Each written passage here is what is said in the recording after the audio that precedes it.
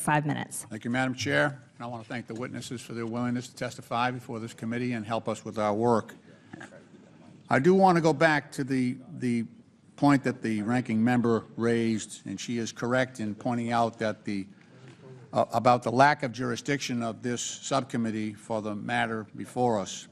This subcommittee was created for the opportunity to confront the economic inefficiencies in our government. And that's exactly why most members chose to serve on this subcommittee, because of the issue involved.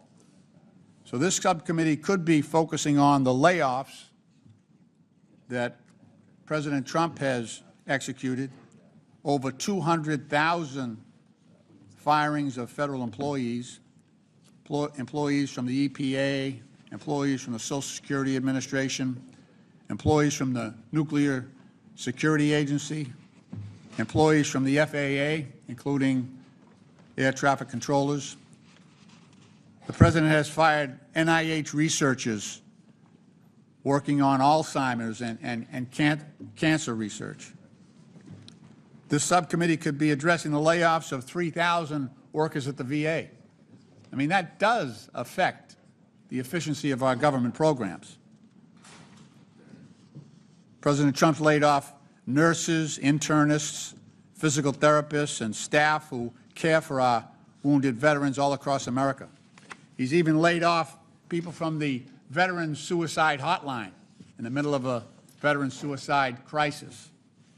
This subcommittee could be holding hearings to find out why we have 250,000 people, veterans, on a waiting list for benefits and treatment at the VA, and why veterans should be waiting months for an appointment. Veterans' benefits are special, Madam Chair. They're special obligations of our country because those veterans' benefits are obligations that exist because of courageous service previously rendered by our veterans. Every eligible veteran laying in a VA hospital bed all across this country has honorably served. By definition, to be eligible for that care, they have honorably served in uniform on behalf of this country, on behalf of us all. And from Democrat to Republican administration, we have always maintained that veterans' benefits must be rendered. We must keep our promise until now, until this administration, until now.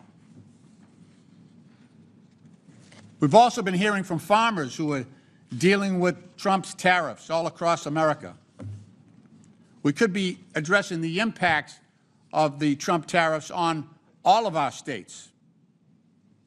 If those tariffs are impacting the export market for cranberries in Massachusetts, I can only imagine what's going on in Iowa and Georgia and Kansas and Illinois and Indiana. The great state of Georgia, with $83.6 billion in agricultural production last year and 325,000 agricultural-related jobs.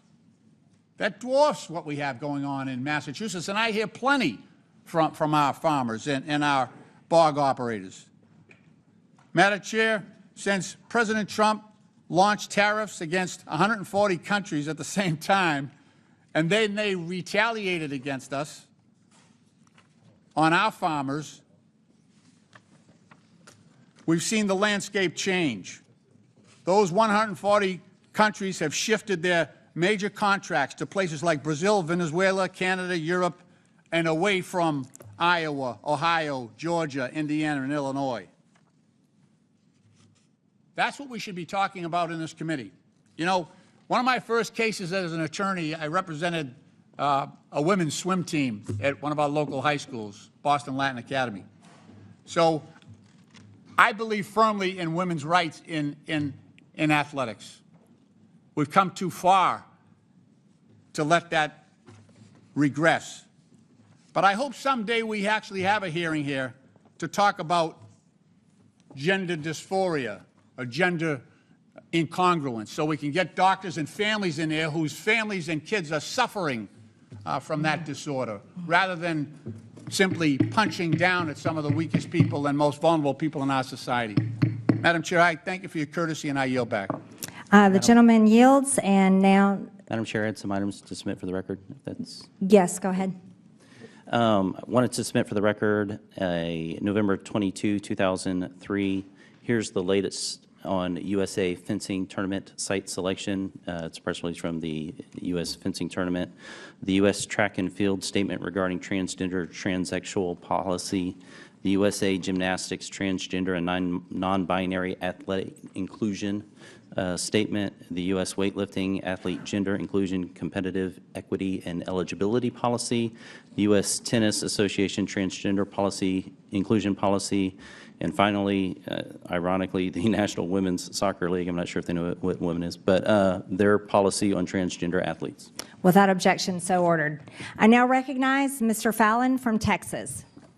Madam Chair, thank you. For the next 5